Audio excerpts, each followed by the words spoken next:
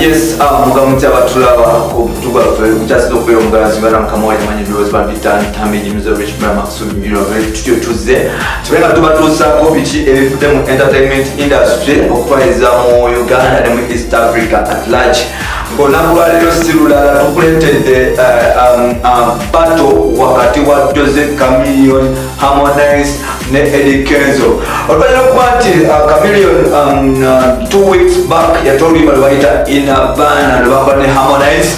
Of course ng'oluyimba luno lwakolebwa wano e Kampala. Chameleone n'agwa tunasinka amaloboozi baya email n'alusinka Harmonize ne balumixinga ne balumasteringira mu WhatsApp Records Tanzania.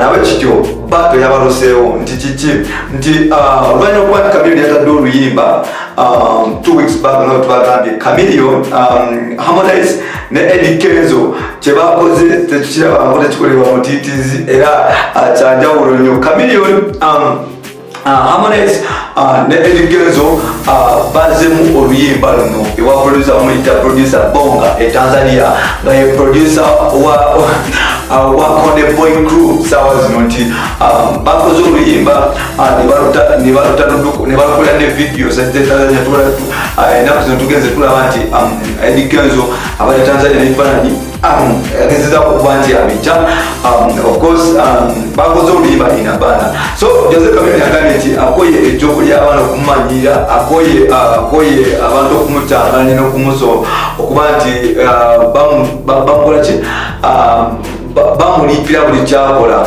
Agambye nti oluyimba lunayokola ne Harmonize of course yali idea ye.